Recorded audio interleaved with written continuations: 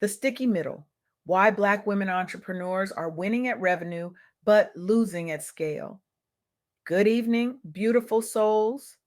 I want to start tonight by introducing you to someone who is changing the game for Black women entrepreneurs across two continents. Her name is Jane Bangura, and she is a force. Jane is the kind of leader who doesn't just talk about equity, she builds the infrastructure for it. She's dedicated her life to dismantling the barriers that keep brilliant Black women stuck in what she calls the sticky middle. That frustrating, soul crushing space where you've proven your business works, you're generating revenue, customers are buying what you're selling, but you can't scale because the doors to capital, networks, and resources remain locked, bolted shut, guarded by gatekeepers who don't see you, don't believe in you, don't think you're ready, even though you've been ready for years. Jane Bangura is making the world better by refusing to accept that talent and hard work aren't enough. She's creating pathways where there were only walls. She's building bridges where there were only cliffs. And she's doing it with a level of grace, grit, and strategic brilliance that should be studied in every business school across this country. I had the privilege of sitting down with Jane recently, and what she shared with me shook me to my core. Not because it was new information, but because it named something so many of us have felt but couldn't articulate.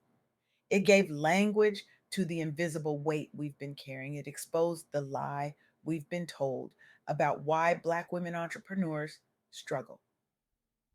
And tonight, I want to share those insights with you because they matter. They matter for every woman in this room who has ever bootstrapped a dream with her own savings. They matter for every sister who has been told she's not investor ready when she's been ready for years. And they matter because the narrative we've been sold, the one that says we're just not cut out for this, is not just wrong. It's dangerous. It's a weapon, and it's time we disarm it. Let me ask you something. When you hear that Black women owned businesses are growing faster than any other demographic, what's your first thought? Probably something like, that's amazing, right? That's progress. That's proof that the system is working. But here's what Jane Bagura taught me: that growth, it's happening in spite of the system, not because of it. 80% of Black women entrepreneurs in Canada and Africa are bootstrapping their businesses with personal savings, not venture capital, not bank loans, not family wealth, personal savings, the money they scraped together while working full time jobs, the money they saved instead of taking vacations, the money they set aside while raising children, caring for aging parents, showing up at church, leading in their communities. Meanwhile, only 2 to 3% of venture capital goes to African women led startups. 2 to 3%. Let that sink in for a moment. We're not talking about a small gap, we're talking about a chasm, a grand canyon of inequity. And yet, so when Black women entrepreneurs don't scale, when they stay small, when they burn out, the world looks at them and says, well, maybe they just didn't have what it takes. That narrative, that lie, is killing dreams. It's killing businesses, and it's killing the spirits of women who are working harder than anyone else in the room. So when we celebrate the rise of Black women entrepreneurs, and we should celebrate it, we also need to ask ourselves a harder question. What are we celebrating? Are we celebrating resilience? Or are we celebrating a system that forces Black women to be superhuman just to survive? Are we celebrating success? Or are we celebrating the fact that some women managed to break through a wall that should never have existed in the first place? Jane Bangura calls this the revenue to access to scale pipeline. And it's brilliant in its simplicity. Most businesses, if they're going to make it, move through three stages. First, you generate revenue. You prove that people want what you're selling. You validate your idea. You show up, you hustle, you build something from nothing. Then you gain access. access to capital, to networks, to resources, to the tools and the people and the opportunities that help you grow. And finally, you scale. You go from a hustle to an empire. You go from surviving to thriving. You go from working in your business to building a legacy. But here's the problem: Black women entrepreneurs are getting stuck at stage two. They're generating revenue. They've proven the market wants what they have. They've shown up. They've delivered. They've done everything right, but they can't access the capital or the networks to scale. They're trapped in the sticky middle. And the world looks at them and says, well, maybe they're just not cut out for this. Maybe they don't have what it takes. Maybe they're missing something. That narrative is not just wrong. It's a lie designed to protect a system that was never built for us in the first place. Let me tell you about Arlene Dickinson. Arlene is a Black Canadian entrepreneur of Jamaican descent who built a marketing firm called Hope Floats in Calgary, Alberta. She immigrated young. She started in sales. She spotted a gap in ethnic marketing, a space where brands were ignoring entire communities. And she said, so I can do this better. So in 2000, she launched her company. But Arlene didn't have venture capital. She didn't have a network of investors waiting to write her a check. She didn't have a safety net. She bootstrapped. She used her own savings. She balanced family responsibilities. She navigated a male dominated industry as a Black woman, which, if you know, comes with its own set of invisible taxes, the microaggressions, the doubts, the constant need to prove yourself over and over and over again. But Arlene didn't just survive. She leveraged personal networks. She innovated in creative sectors. She persisted when every door slammed in her face. And eventually, she secured grants and partnerships. She scaled her business to multi-million dollar revenue. She sold her company profitably. And then she became a star on Dragon's Den, where she mentored hundreds of diverse founders. Arlene Dickinson pioneered visibility for Black women in Canadian business. And by 2023, women owned small and medium enterprise in Canada made up 17.8% of the total. Arlene's story is powerful. It's inspiring. It's proof that Black women can do anything. But here's what Jane Bangura wants us to understand: Arlene shouldn't have had to work that hard. The fact that she did and succeeded is a testament to her brilliance, her tenacity, her refusal to quit. But it's also an indictment of a system that made her prove herself 10 times over just to get a seat at the table. A system that celebrated her resilience while ignoring the inequity that required it.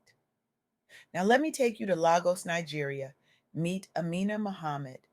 Amina is a tech enabled agribusiness entrepreneur who started her company with rotating savings after university. She validated her agrotech model in a country where food systems are under constant pressure, where innovation is desperately needed, where her solution could feed communities and create jobs and change lives. She was generating revenue. Her business was working. Customers were buying. The model was proven, but she hit a wall. Less than 3% of venture capital in Africa goes to women led startups. 37% of women can't even access bank loans. And on top of that, Amina was carrying cultural leadership burdens. The expectation that she would still show up for her family, her community, her church while building a business. The expectation that she would carry everyone else's dreams on her back while fighting for her own. Amina was stuck in the sticky middle. Revenue, check. Market validation, check. Access to capital, networks, resources, blocked, denied, gate kept. But then something shifted. Amina applied what Jane Bangura calls the hidden 10 framework. She secured microcredit. She built peer networks through initiatives like the Key Network, a community specifically designed to support Black women founders. She used operational tools to streamline her business. She stopped trying to do it all alone and she broke through. Amina quadrupled her revenue. She expanded to 50 employees. She secured her first export deal in 2024. She went from stuck to unstoppable. Amina's lesson: capital alone isn't enough. You need interdependent pillars. Capital, yes, but also resources, tools, insights, operational support, the things that help you work smarter, not just harder. And networks and peers who get it, investors who see you, partners who believe in you, mentors who open doors. When you combine those three pillars, capital, resources, networks, you don't just survive the sticky middle. You shatter it, you break through, you scale. Let me bring it closer to home. Michael Jean, Haitian Canadian, former Governor General of Canada, Black woman, immigrant, entrepreneur, survivor. Michael fled Haiti as a young woman. She built a media career in a country that didn't always see her. And in 2012, she founded the Michael Jean Foundation in Ottawa. Her mission: youth and women's economic empowerment. She wanted to create the opportunities she never had. She wanted to open doors that had been closed to her. But even Michael faced early career funding barriers, less than 1% of venture capital. The same story, the same wall. She bootstrapped with savings. She forged diaspora networks. She tapped into women entrepreneurship funds. She fought for every dollar, every connection, every opportunity, and she scaled. The Michael Jean Foundation has impacted over 10,000 women through training programs.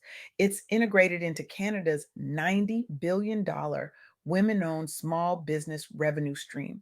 And Michael has elevated Black women's innovation rates, which, by the way, are the highest at 38%, reshaping leadership in creative and health sectors. Three women, three continents, three different industries, but the same story: revenue proven, access denied, scale only possible through grit, networks, and a refusal to accept no as a final answer. So here's what Jane Bangura wants us to take away from all of this. First, leverage interdependent pillars. Capital alone will not save you. You need resources and you need networks. If you're stuck at the revenue stage, ask yourself, do I have access to tools that can help me streamline operations? Do I have insights into my market that can help me pivot or grow? Do I have peers who understand my journey? Do I have investors who see my potential? If the answer is no, that's where you start. Second, embrace the pipeline mindset. Recognize that the journey from revenue to scale is not a straight line. It's messy, it's hard.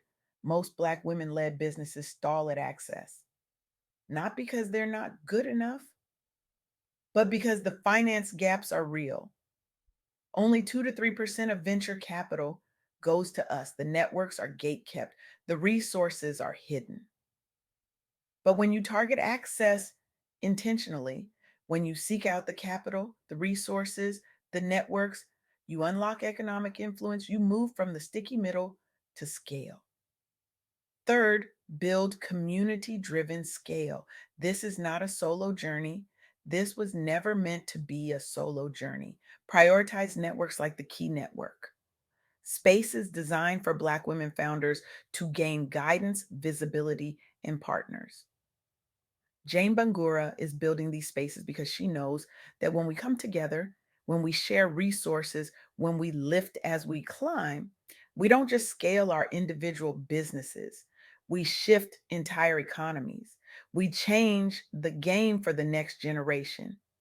Now, wait, Jane, I want to talk about something Jane Bangura said that really landed with me. She said the sticky middle isn't just an economic trap, it's an emotional one. Because when you're stuck there, when you've proven your business works, but you can't scale, you start to internalize it. You start to think, maybe I'm not good enough. Maybe I'm missing something. Maybe everyone else was right. Maybe I'm the problem. But you're not the problem. The system is the problem. And recognizing that, naming that, is the first step to breaking free. And this is where the soft girl era comes in. Because what Jane Bangura is teaching us isn't just about business strategy, it's about releasing the cape. It's about refusing to carry the weight of a broken system on your shoulders. It's about redefining strength, not as the ability to endure endless struggle, but as the wisdom to demand better, to seek support, to build networks, to rest when you need to, and to scale on your own terms. For too long, we've been told that strength means doing it all alone, that asking for help is weakness, that rest is laziness, that if we just work harder, hustle longer, sacrifice more, we'll make it. But Jane Bangura is showing us a different way. She's showing us that strength is knowing when to leverage interdependent pillars. That power is building community driven scale. That softness, the ability to be vulnerable, to admit when you're stuck, to reach out for support is not a liability. It's a strategy, it's wisdom, it's the key to sustainable success. Here's the truth that no one wants to say out loud. Black women entrepreneurs have already proven themselves. 80% are bootstrapping with personal savings, 38% are leading innovation. They're generating revenue, they're creating jobs, they're solving problems, they're building legacies.